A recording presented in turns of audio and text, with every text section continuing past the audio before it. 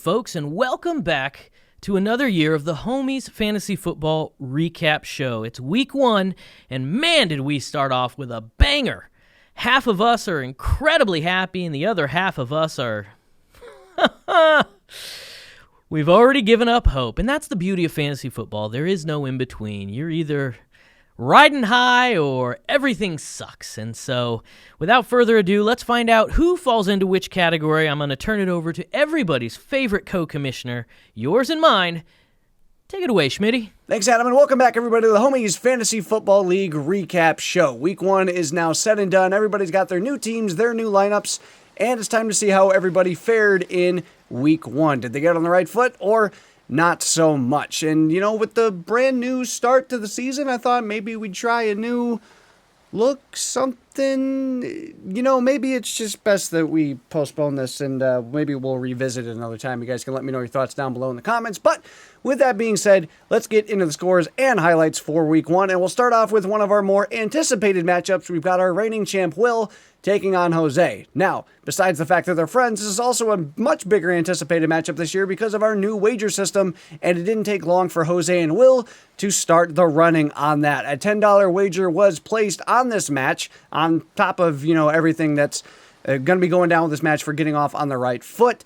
And, well, let's see how our very first wager match of the year went down. Our reigning champ, Will, coming in with a pretty strong game from an unlikely hero, at least in his rookie season. Saquon Barkley starting off the season very hot with 33 points. Michael Pittman Jr., Will, I believe, also had him last year, and it's the reason he wanted him back. Another 27 points out of him. All that led to a 130-point performance out of Will, which is enough to take down Jose.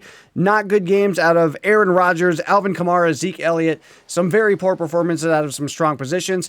Devontae Adams, though, with a big game for him, 30 points. Looks like he's not missing Rodgers, but not so much on the vice versa side for the Packers. They looked really poor this past week, and all in all, Jose only able to score 109 points, a 30-point loss. Not a good way to start the season, and not a good way to start the bank account either, with a $10 loss. Will takes his first win of the season, as well as winning our very first wager match. Congratulations to you, Will. Well, moving on to this next matchup. Man, if there's things that are sure in life, it's death, taxes, and Adam's roster getting hurt very, very quickly. You know, something about people that Adam takes, I don't know, it's just insanely bad luck. At this point, Adam has as good of luck with running backs as I do with women, and let me tell you, not something to be proud of. But let's see how the commish favors, even with these injuries that he endured. All in all, not a terrible performance. 137 points put up with nice performances from Russell Wilson, Gabriel Davis, and Robbie Anderson. Travis Kelce as well in there with a big game of 26. But, you know, Cam Akers, who came out as a top 30 pick, looking like he's very droppable right now, doesn't even manage a point. Najee Harris with an injury scare, looks like he'll be back. Elijah Mitchell's going to be out for multiple months. Harrison Butker also looking like he's going to be missing a game or two going forward. Adam's team is already injury-riddled, and we barely even made it through the first week for half of his lineup to suffer an injury. And with that, that wasn't the only injury he suffered. He also suffered one in the loss column. As we move our way over to Matt's side, Josh Allen continuing his reign of dominance here in fantasy football. 31.5 points out of him. Jamar Chase, 29. Stephon Diggs, 26. Kareem Hunt with 23 points as well. Fantastic performance out of Matt's team. He gets a really strong start. 143 points out of him and a narrow victory over the commish. Matt starts out 1-0. The commish, not only injury-riddled, but falling to 0-1. Our next matchup features last year's big loser, Carlos, taking on Dakota. Now, Carlos endured a pretty rough season last year. I mean, he made a pretty strong running for that last place spot, and of course the punishment that you all were too much of pussies to have to endure again this year. But with that, Carlos is looking to get back on the right foot this year, and starting off in week 1, seems to have done so, although with some further injury help on Dakota's side of things as well. But we'll start off with Dakota. Man, if someone else other than Adam had to face some tough injuries this week, it was Dakota. Dak Prescott, projected to be a pretty highly rated quarterback in fantasy, suffering a big injury in week 1 and didn't even manage to really get any scoring going before that happened. Dakota also suffered, before the season even started, suffered an injury to George Kittle. who is obviously a big-time tight end pick, has to fill in with another tight end who doesn't even manage to get him a point. So even with nice games out of Tyreek Hill and Michael Thomas, Dakota a very rough week. The fortunate side is it doesn't look like Dak Prescott's injury is going to be as serious as it once looked, but not a good start to the season for Dakota. For Carlos, on the other hand, pretty nice start. Joe Burrow, even with 4 interceptions, 5 turnovers in total for him, still manages to get 18 points. Jonathan Taylor continuing his dominance from last season, 27.5 points out of him. Mike Evans with 18. Pretty nice game out of Carlos, all things considered. Really didn't need a lot with Dakota's injury-riddled lineup.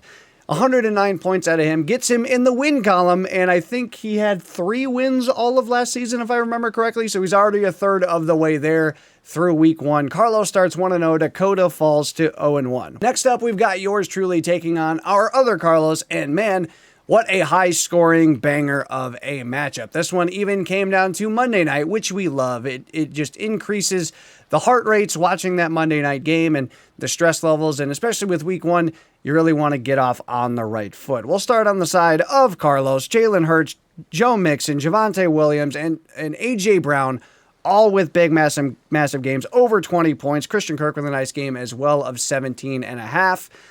Gave Carlos a very nice start to the year, 143.5 points, but on the other side was narrowly able to take him down. Patrick Mahomes, a 5-touchdown start to the year with 35 points. Leonard Fournette with 15.5. Jerry Jeudy with 20. Amon-Ra St. Brown with 20. Miles Sanders with 18.5.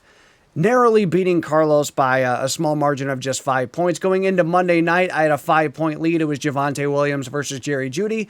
They both hit about 20 points, so it became pretty much a wash. And it's a shame we're not still doing that high score payout of the week, because I would have taken it once again. I think I see why you guys wanted to get rid of this so badly. But with that, a 5-point victory for me, getting off to a 1-0 start to the season. GG's to you, Carlos. A very nice week out of you, but unfortunately, you're going to be starting this year 0-1. Well, speaking of saucy matchups, man, I'm surprised this one didn't have a wager on it. Just for the amount of hatred that these two have for each other in the group chat and amongst other things, we've got Orton taking on Craig. And I gotta be honest, I was very disappointed with the lack of trash talk throughout the week, or the lack of any exchange, really. I don't know, maybe these two guys are turning over a brand new leaf. I guess time will tell. Maybe as the season gets on a little bit, things get a little spicier. But as far as week 1, really disappointed with the amount of trash talk. I really wanted something extra on this. I wanted a little bit of a wager. I wanted another, half-hour long paragraph exchange session going on in the group chat, but we didn't get any of that. But what we did get was a result for week 1. Let's get into that. Starting on the side of Orton, Lamar Jackson with 20 points. Justin Jefferson, man, looking like he's going to be a big-time pull for Orton with his first-round pick. 40 points to start the year.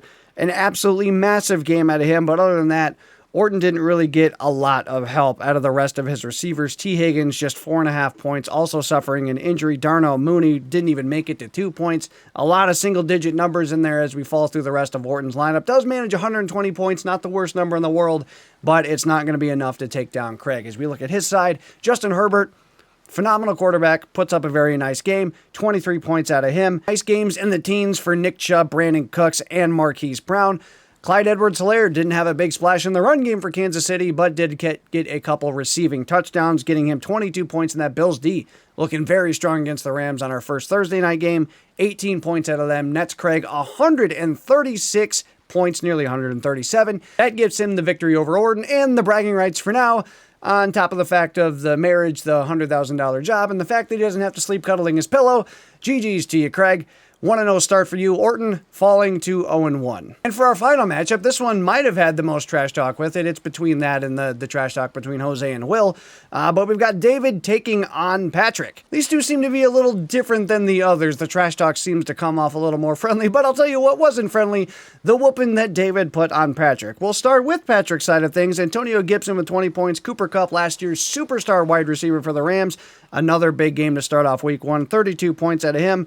But other than that, not a lot of other big scores for Patrick. Trey Lance at the quarterback position, not looking like it's going to be a very strong suit for him. Less than 10 points there. Travis Etienne looked like he gave up a lot of the run game to James Robinson. We'll see how that fares for him.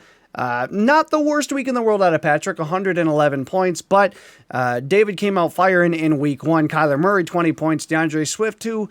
could be this year's best running back. Look out for them Lions. 26.5 points out of him. Cordell Patterson with 22.5. Some pretty decent scores for David. A nice solid week of 131.5 points. Gets him a nice 20-plus point victory over Patrick. David starts off 1-0. Patrick falls to 0-1. And that is our scores and highlights for week 1. No big trades or anything to discuss just yet, although I'm sure with some of the injuries, and especially for Adam's team, hopefully for his side, he can get some of those working. But make sure to get those waiver wire pickups in, get those lineups set. Thursday night starts tomorrow with Chiefs and Chargers, so I know plenty of us have players from both of those teams, and week 2 will be starting. And with that, make sure to tune in after week 2 for another recap of the Homies Fantasy Football League. Well, with that, we'll send you back out to my co-commissioner to take us out. Adam, take it away. Thank you, Schmitty. As always, incredible job, although as your friend, I feel like it's important for me to tell you, you are not cool enough to pull off the sideways hat look.